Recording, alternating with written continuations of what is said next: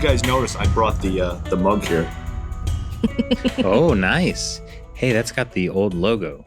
We should send Ian a new mug. Send Ian a new mug. Wait, is that what do they call it when journalists and some kind of conflict of interest, like buying people off? I think what actually happened is that Ian has just incepted the idea into our minds that we need to get him a new mug. Hey, that wasn't very nice of you. He's learned something from Chinese influence operations. Hi, that's right. We thought it was our idea.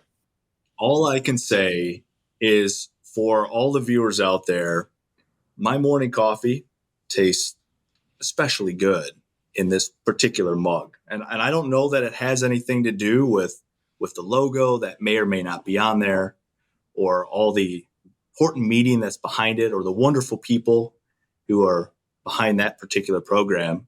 In fact, this particular program. But it just tastes especially good to me. So it's my personal bias. And you too can own one of these mugs. Go to ChinaUncensored.tv/merchandise and get your China Uncensored mug today. Thanks for joining us, Ian. Well, thanks for having me on the show, guys. It's great to see you again, and Happy New Year. Really appreciate the opportunity to chat. Happy New Year. I hope this is the year where we do make a turnaround. We do make a turnaround, and not the year of a Chinese invasion of Taiwan. Fortunately, they're saying that's like 2027 early. We got plenty of time. Yeah, plenty of time to dilly-dally. As Churchill said, America is the country that will always do the right thing after exhausting every other option. We'll get there. All right, Ian, we'll have you on again soon. Thanks a lot. Thank you, guys. It's interesting what Ian talked about, like people on the right should be concerned for national security. People on the left should be concerned about pollution. But I would argue that even people on the extremes should be concerned. Like, I think Marxists should be really concerned about what's happening in China. You have massive inequality. You have workers completely lacking rights.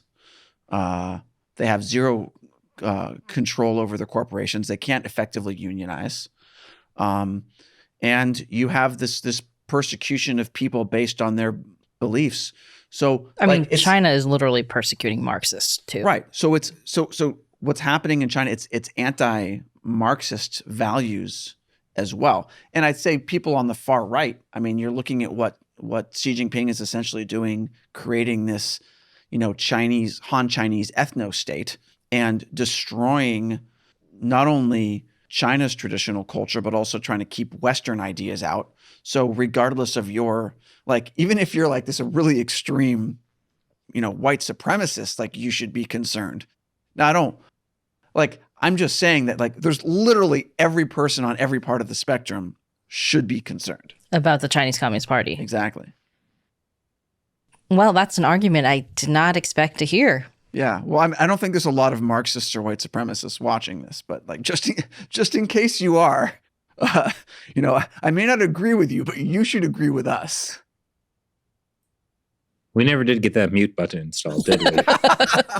I just wasn't really sure where to go from that, because I see your point, but also that's a really awkward transition. It is. Yeah, no, I like to make things as awkward as possible. Hey, beef hot pot. Oh, man. Actually, when Ian was talking, I think it is pretty much a bipartisan issue, the concern about China. The Nation article was more about, because, a lot of progressives think that we need to work with China on things like climate change. Oh, yeah, the John Kerry argument. Yeah, so basically it was kind of grappling with how to oppose the bad things that the Chinese Communist Party is doing while also working with China, which I think that's the wrong framework. That framework is going to lead to trouble. Yeah, it's like negotiating with terrorists. Essentially, the Chinese Communist Party is holding the climate, the environment hostage. And so it's we have to negotiate with them so they don't just kill the hostage. No, that's a good point. I mean, I would say that because people, if you look at it just ideologically, there's reasons all over the spectrum to oppose what the Chinese Communist Party is doing, whether it's ideological or morally. right? But if that's the case, if people on the right and left should easily be able to see reasons why they need to stand up to the Communist Party, what's really happening? And I think what's happening is just human greed. There's this belief that by working with China and by doing what they demand, we will be able to personally enrich ourselves as politicians or as I don't think that's the corporate only. I don't think that's the CEOs. only thing. I Yeah. mean, that might be what's motivating people like Ray Dalio, but I think, Ian was talking about the problem with how long it takes the policy community to try to struggle with how to change Taiwan policy. I think that's what's happening with China policy now. Like, everybody can agree that, genocide in Xinjiang is bad, or like the vast majority of people can agree that, but then what do you do about it? Yeah, and I think there was just so much bad ideology, like the Kissinger doctrine with China.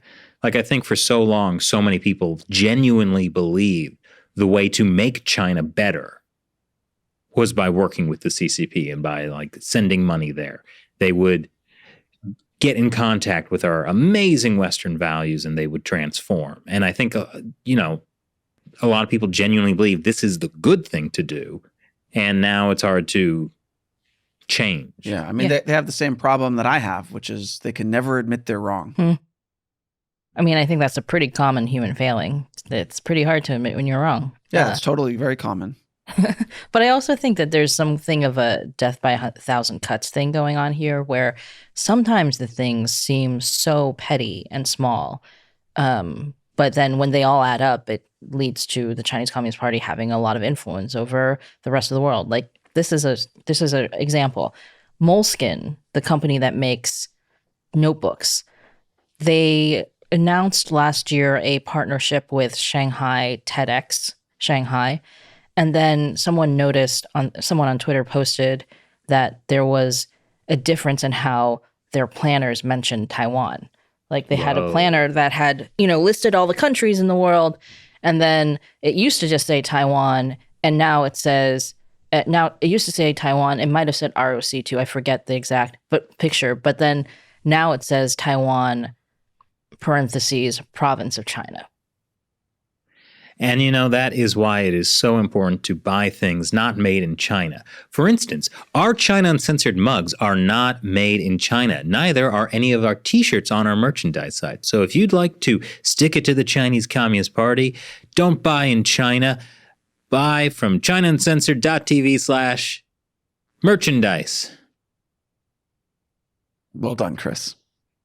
You're really on a kick today. Well, I know we have an upcoming new t-shirt design that will be fantastic, and you'll want to get yours too, coming out this week. So, ChinaUncensored.tv/merchandise.